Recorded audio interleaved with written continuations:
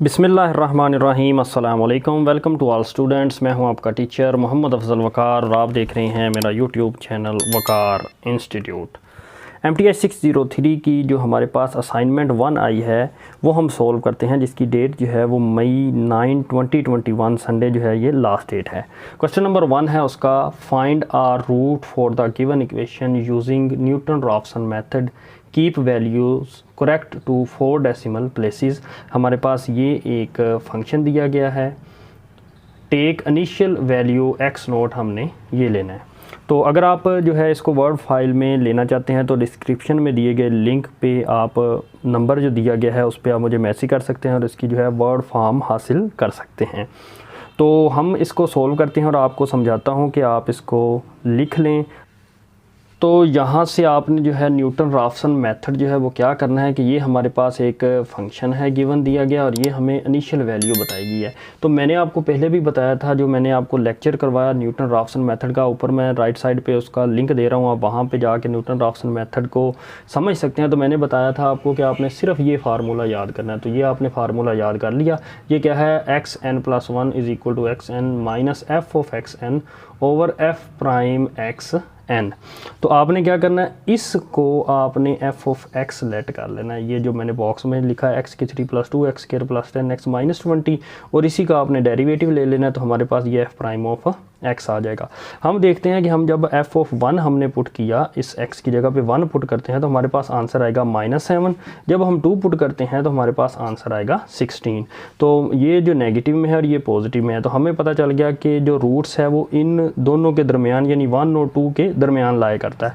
तो हम कोई भी वैल्यू ले सकते हैं 1 और 2 के दरमियान वाली, लेकिन उसने हमें यहाँ पे जो है वो रिस्ट्रिक्ट कर दिया है कि आपने इनिशियल वैल्यू क्या लेनी है, 1.5 लेनी है, जो कि इन दोनों के दरमियान ही है, यानी 1 और 2 के दरमियान ही आता है 1.5।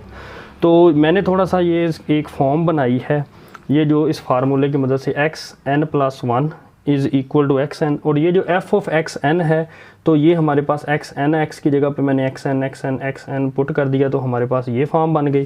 f प्राइम ऑफ x यानी यहाँ पे f प्राइम ऑफ xn है, मैंने क्या किया 3xn² + 4xn + 10 ये फॉर्म बना दी। इसको मैंने इक्वेशन नंबर 1 का नाम दे दिया। तो हमने जो फर्स्ट वैल्यू लेनी है वो x नोट = 1.5 लेना है, जो इनिशियल वैल्यू लेनी है वो ये लेनी है। पुटिंग n = 0 इन इक्वेशन 1, जब हम यहाँ पे 0 पुट करते हैं इक्वेशन 1 में n = 0 पुट करते हैं तो हमारे पास ये फॉर्म हासिल होती है। यानी देखते हैं 0 + 1 1, यहाँ पे x1 आ जाएगा, यहाँ पे 0, यहाँ पे 0, यहाँ पे 0, यहाँ पे 0, यहाँ पे 0 और यहाँ पे 0 आ जाएगा। ये आ जाएगी आपकी फॉर्म। x नोट की वैल्यू जो है वो 1.5, हम यहाँ पे x नोट की तमाम वैल्यू जो है 1.5 पुट करेंगे, सिंप्लीफाई करेंगे तो हमारे पास x का आंसर आ जाएगा 1.3736। नेक्स्ट हमने सेकेंड आइट्रेशन करनी है, वो कैसे करनी है, तो हम n = हमने 0 पुट किया था, नेक्स्ट हम क्या पुट करेंगे 1 पुट करेंगे इधर ही, 1 + 1 2 हो जाएगा, x2 हो जाएगा = x1, और तमाम जो है बाकी x1 और x1 आ जाएगा बाकी यही। तो आप जो है x1 की जगह पे कीमत पुट करेंगे 1.3736, वो ऐसे आप पुट करेंगे x2 = 1.3736 माइनस देन आप फिर यहाँ पे ऊपर और नीचे जो है या वैल्यू जो है वो खुद पुट कर लीजिएगा। तो जब आप इसको सिंप्लीफाई करेंगे तो x2 का आपका आंसर आएगा, ये आंसर आ जाएगा। नेक्स्ट जो है हमने देखा ये अभी 4 आइट्रेशन तक जो आंसर है वो सेम नहीं आ रहे, तो इसलिए हम नेक्स्ट आइट्रेशन की तरफ बढ़ते हैं। तो ये है हमारे पास थर्ड आइट्रेशन में हमने n = क्या पुट करना है, यहाँ पे 2 पुट करना है। 2 पुट करेंगे तो 2 + 1 x = 3 = x2 - x2 की पावर 3 + 2 x2 की पावर स्क्वायर। ऐसे ही आप x की जगह पे 2 पुट करते रहेंगे तो, और x2 की कीमत जो है वो 1.3688 जब आप पुट करेंगे यहाँ पे तो x3 का आपका आंसर सिंप्लीफाई करने के बाद ये आएगा 1.3688। आप देखते हैं अप टू 4 डेसिमल आंसर जो है वो सेम आ गया। Therefore the root is 1.3688 correct to 4 decimal places. तो ये था आपका क्वेश्चन नंबर 1। उम्मीद करता हूँ कि आपको क्वेश्चन नंबर 1 जो है वो समझ आ गया होगा। जी क्वेश्चन नंबर 2 है हमारे पास, find a root of the given equation using 3 iteration. तो आपने 3 आइट्रेशन करनी है बाय बाइसेक्शन मेथड। तो ये हमारे पास फंक्शन है, आइडेंटिफाई द इनिशियल ब्रैकेट आपने आइडेंटिफाई करनी। तो जो है हमारे पास यहाँ पे है लेट, हम इसको कर लेंगे f of x लेट, ये कर लिया आपने लेट। तो अब हमने क्या करना होता है, हमने ये करना होता है कि हमारे पास जो है ये सिंस f(2) जो है हमने देखा उस पर आंसर आ रहा है नेगेटिव और 3 पे आंसर आ रहा है पॉजिटिव 13, यहाँ पे -5 और यहाँ पे 13।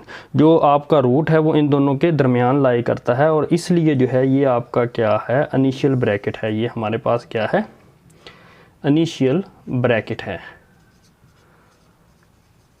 ये हमारे पास इनिशियल ब्रैकेट है। उसके बाद हमने क्या करना है, हमारे पास जो है hence the first approximation to, तो वो हमने कैसे निकालनी होती है, द रूट इज़, वो हमारे पास फार्मूला है।